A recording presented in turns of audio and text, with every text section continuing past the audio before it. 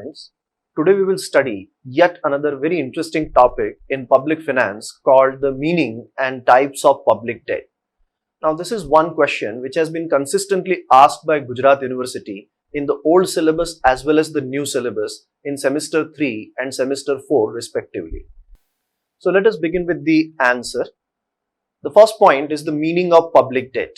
Public debt means the money borrowed by the government from various sources. In the modern times, for most of the governments, the expenses exceed the income and therefore the government needs to borrow the money. Government has to borrow the money to meet up its administrative expenses. Government has to borrow money to finance development projects, etc. The second point is types of public debt. Now, public debt can be classified in 4 different parts. Based on the origin, the public debt can be classified as internal debt and external debt. Based on the duration for which the government has borrowed the money, the public debt can be categorized as short-term debt, medium-term debt and long-term debt.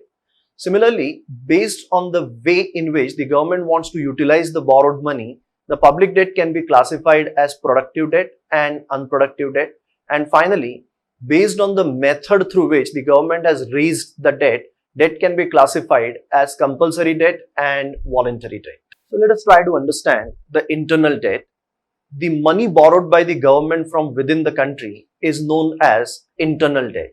If the government is borrowing money from the public, if the government is borrowing money from the financial institutions or companies within the country, it will be known as internal public debt.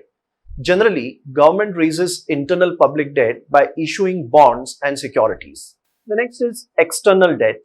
External debt means the money borrowed by the government from outside the country, whether the government has borrowed money from US, Japan, Africa. Any money which is borrowed from outside the country will be known as external debt. Similarly, the money which is borrowed from international organizations like World Bank, IMF, ADB is also part of external debt. The second classification is short-term debt, medium-term debt and long-term debt. Now the money which is borrowed by the government for a period of up to 1 year is known as short-term debt. Similarly, the money which is borrowed by the government for a period exceeding 1 year but up to 10 years is known as medium-term debt.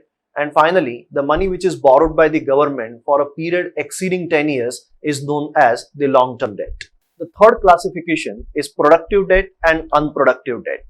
Now, if the money borrowed by the government is used in a productive manner such that the invested money itself generates income, which in turn can be used to repay the original debt, it is known as the productive debt of the government.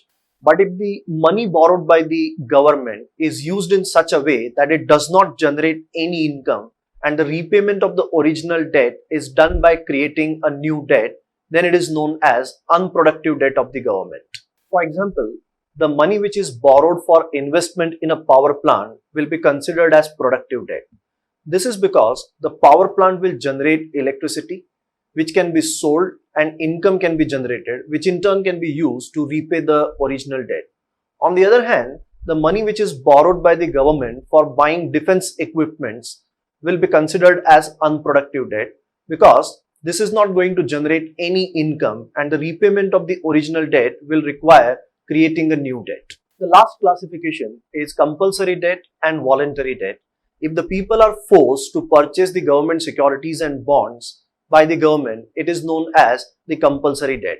Generally, the government forces debt during the times of emergencies like wars and natural calamities. And on the other hand, if people are voluntarily allowed to decide whether they want to purchase government bonds or not, it will be known as the voluntary debt. Most of the government debt is voluntary. Thank you. Thank you very much.